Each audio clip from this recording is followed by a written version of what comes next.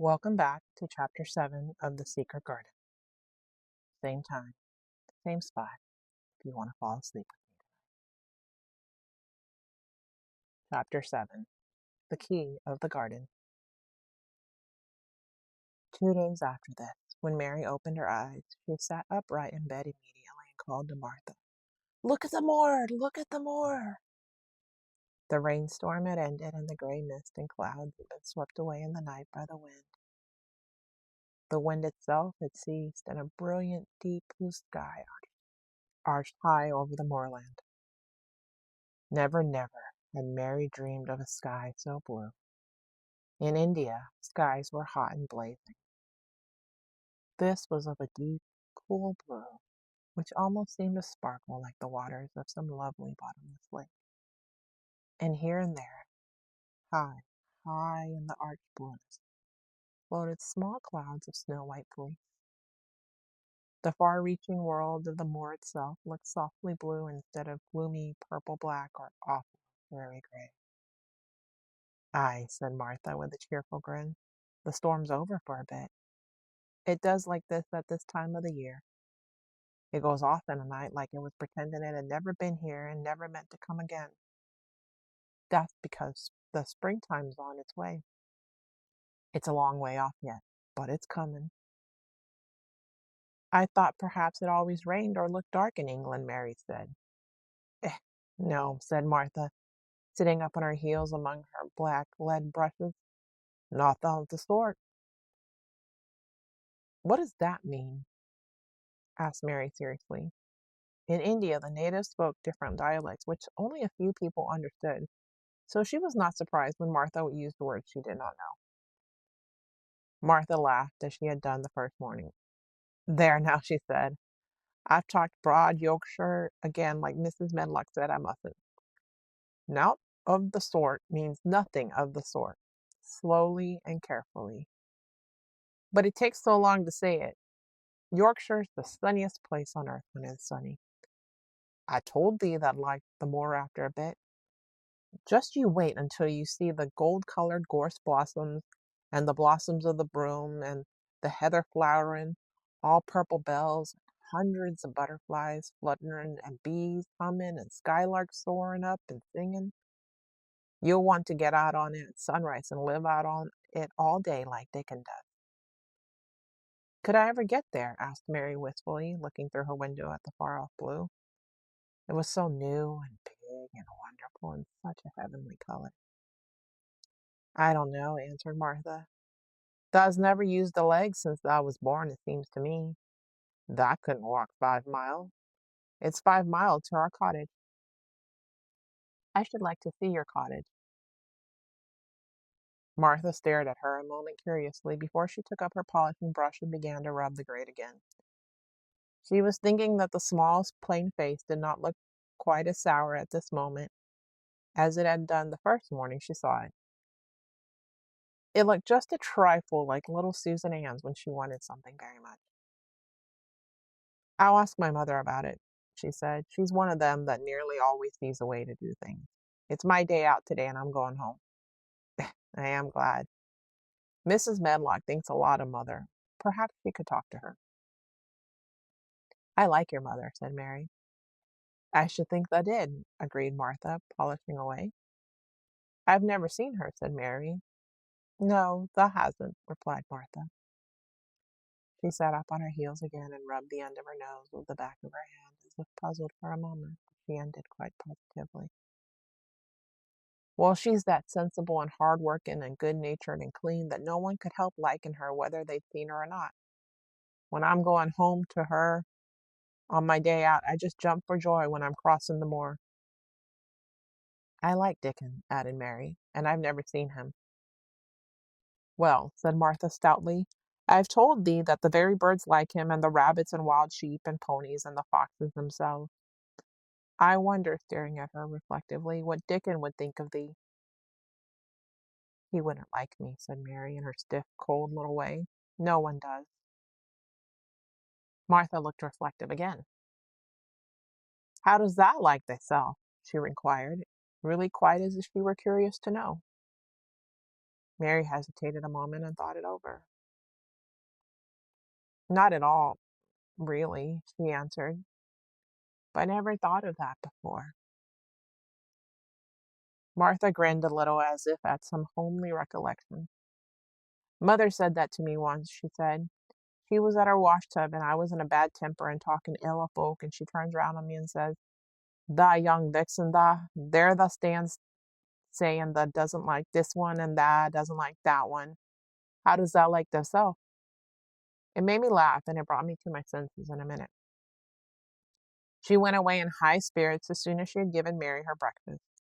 She was going to walk 5 miles across the moor to the cottage, and she was going to help her mother with the washing and do the week's baking and enjoy herself thoroughly. Mary felt lonelier than ever when she knew she was no longer in the house. She went out into the garden as quickly as possible, and the first thing she did was to run round and round the fountain flower garden 10 times. She counted the times carefully, and when she had finished, she felt in better spirits. The sunshine made the whole place look different. The high, deep blue sky arched over Misselthwaite as well as over the moor, and she kept lifting her face and looking up into it, trying to imagine what it would be like to lie down on one of the little snow-white clouds and float about. She went into the first kitchen garden and found Ben Weatherstaff working there with 2 other gardeners. The change in the weather seemed to have done him good. He spoke to her of his own accord. "Springtime's comin'," he said. "Cannot thee smell it?" Mary sniffed and thought she could. "I smell something nice and fresh and damp," she said. "That's the good, rich earth," he answered, digging away. "It's in a good humor, making ready to grow things. It's glad when planting time comes. It's dull in the winter when it's got naught to do. In the flower gardens out there, things will be stirring down below in the dark. The sun's warming 'em. You'll see bits of green spikes sticking out of the black earth after a bit." "What will they be?" asked Mary. "Crocuses and snowdrops and daffodillies. Has thou never seen them?" "No, everything is hot and wet and green after the rains in India," said Mary, "and I think things grow up in a night." "These won't grow up in a night," said Weatherstaff. "Thou'll have to wait for them. They'll poke up a bit higher here and push out a spike more there and uncurl a leaf this day and another that. You watch 'em." "I'm going to," answered Mary. Very soon she heard the soft rustling flight of wings again, and she knew at once that the robin had come again. He was very pert and lively and hopped about so close to her feet and put his head on one side and looked at her so slyly that she asked Ben Weatherstaff a question. "Do you think he remembers me?" she said. "Remembers thee," said Weatherstaff indignantly. "He knows every cabbage stump in the gardens, let alone the people. He's never seen a little wench here before, and he's bent on finding out all about thee. There's no need to try to hide anything from him." "Are things stirring down below in the dark in that garden where he lives?" Mary inquired. "What garden?" grunted Weatherstaff, becoming surly again. "The one where the old rose trees are." She could not help asking because she wanted so much to know. "Are all the flowers dead, or do some of them come again in the summer? Are there ever any roses?" "Ask him," said Ben Weatherstaff, hunching his shoulders toward the robin. "He's the only one as knows. No one else has been inside it for 10 years. 10 years was a long time, Mary thought. She had been born 10 years ago. She walked away slowly, thinking. She had begun to like the garden just as she had begun to like the robin and Dickon and Martha's mother. She was beginning to like Martha, too. That seemed a good many people to like when you were not used to liking. She thought of the robin as one of the people. She went her walk outside the long ivy-covered wall over which she could see the treetops. And the second time she walked up and down, the most interesting and exciting thing happened to her, and it was all through Ben Weatherstaff's robin. She heard a chirp and a twitter, and when she looked at the bare flower bed at her left side, there he was hopping about, pretending to peck things out of the earth, to persuade her that he had not followed her. But she knew he had followed her, and the surprise so filled her with delight that she almost trembled a little. You do remember me, she cried out. You do. You are prettier than anything else in the world. She chirped and talked and coaxed, and he hopped and flirted his tail and twittered. It was as if he were talking. His red waistcoat was like satin, and he puffed his tiny breast out, and was so fine and so grand and so pretty that it was really as if he were showing her how important and like a human person a robin could be. Mistress Mary forgot that she'd ever been contrary in her life when he allowed her to draw closer and closer to him and bend down and talk and try to make something like robin sound. Oh, to think that he should actually let her come as near to him as that.